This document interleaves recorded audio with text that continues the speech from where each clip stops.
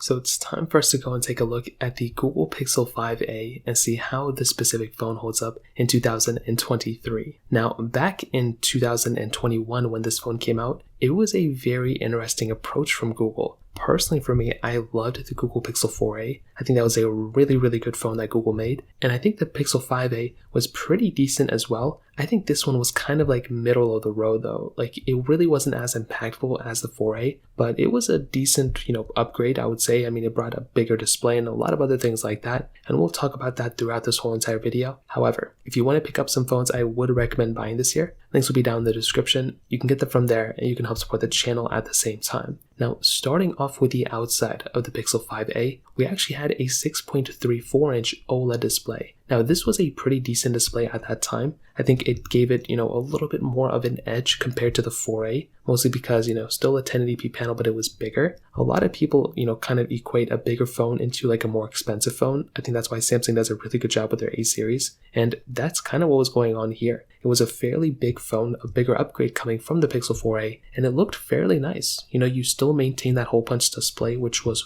very good. I'm very glad they did that and didn't bring like a weird notch or something like that. It did look very similar to a Pixel 5, but I think this phone was actually bigger than a Pixel 5, which is honestly very funny as well. You had very little bezel throughout this whole entire display as well. So that was another really cool thing that we had kind of going here. And that kind of stuff visually making this phone look the way it looks is actually a super nice touch. Now, it's funny because when I actually went through and used this phone for the very first time, I don't know why I thought it was actually having a 90 hertz panel. So I still don't know why I thought that. I mean, it seemed very smooth the first time I did it, but then I, kind of quickly saw like, oh, it is actually 60 hertz. But that was one thing that kind of threw me off too. Now, another cool thing this phone has going for it is that we actually do have not only a USB Type-C port, but we also have a headphone jack on this device as well. So that is really nice. So I don't know if this is actually the last Pixel that has some sort of like headphone jack or whatever, but it's still a super nice touch that we had there, and that kind of stuff again is super cool. Now, on top of that, we do also have IP certification on this phone as well, which is a very nice touch. Having that type of, IP certification on a phone like this is very cool, and I'm glad we have that type of capability here too.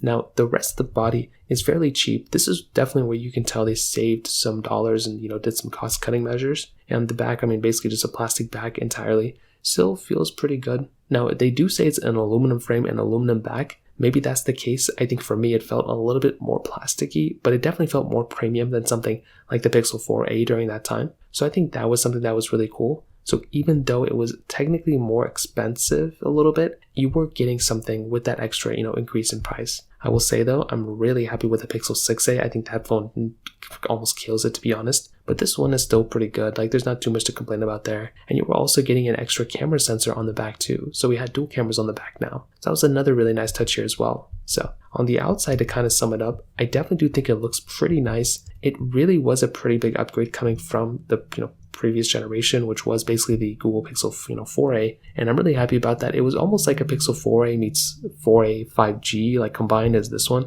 That's kind of how I see this device, but regardless, that's kind of how this phone looks like in the outside. Now, on the camera side of things, this device is also a little tiny bit complicated here too. So like I mentioned, you were getting a dual camera setup. You're getting a 12.2 megapixel wide angle camera and then a 16 megapixel ultra wide camera. And on the front, this is honestly something that's pretty nice. You were getting an 8 megapixel front facing camera. Now, I will say Pixels, they always were very weird of giving us like 4K at 60 on the front or even 4K in general on the front. So at least having 1080p on the front is still okay. You were still getting though 4K at 60 on the back and you can film in that resolution. So that was something that was really nice. And I remember hearing a lot of people say that during this moment, basically Google's main focus was to give us a really decent camera at a really good price tag. And I do think they kind of delivered there. You were basically getting a fairly decent camera during that price tag. So I think that's pretty good. You can film videos, you can do things on Snapchat and whatever you wanted to do. So I think that's pretty nice. Again, is it a perfect camera? Clearly not, but it's still a pretty good camera when it comes down to it. So that kind of stuff is really nice, but regardless, it is what it is. It's definitely not a camera that I would go out of my way to use, but it's still a nice camera and I do give it some credit there. So in terms of that kind of covers it up there. Now on the performance side of things, this device internally had that Qualcomm Snapdragon 765G chipset inside, with the Adreno 620 GPU and 6GB of RAM. So there was really only one model of this phone. It was the 128GB model with 6GB of RAM. And I think that's okay. When you're getting a phone like this, it's understandable, like if it's not going to be like the most, premium, it's going to be the most premium phone you're going to buy, like if it's this one, because there's only one model, there's no way to increase the, RAM, count. But it would kind of be nice if you were to go ahead and have some sort of phones that were to actually go ahead and, maybe 8GB of RAM, 12GB of RAM. The Pixels are starting to kind of do that now, but I really wish they kind of started doing it earlier on, to be honest. But regardless, this phone's performance is still pretty good.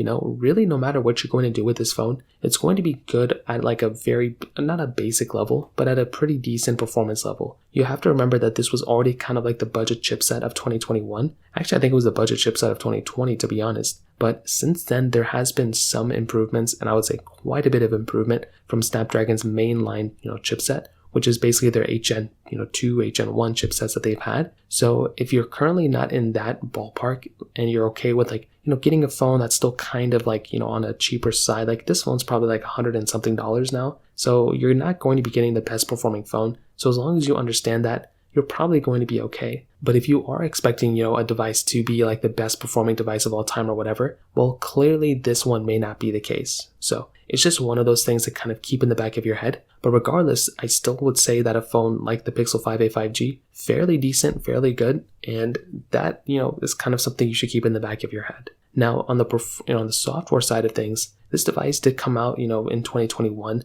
It had the same chipset as the Pixel 5 kind of for the most part. So I feel like this phone is probably going to last in line, probably honestly as long as the Pixel 6. So if we take a look at the Pixel 4a 5G, that specific model is lasting now as long as the Pixel 5. And now I think since the 5a came out about a year later, I think this thing is going to be lasting as long as the Pixel 6. That's kind of what we've seen before. So hopefully that ends up being the case. I think that would be phenomenal. And finally, the battery size of this thing was 4,680 milliamp-hours. A pretty big size battery to have on a device like this too. And I'm glad they put big size batteries in this thing because stock Android's already very good. And I think that in and of itself is a very, very awesome thing. So to kind of sum up this video, what I'll tell you is I definitely do think the Pixel 5a is a very good phone. It's a very good phone for the price tag, and I still think it's completely worth buying. I think, Google did a great job with these devices, and that kind of stuff literally makes me feel so good. When you have a phone like the Pixel 5a, this thing's going to be lasting for quite a bit of time, and that's a really awesome thing. It's not a perfect phone,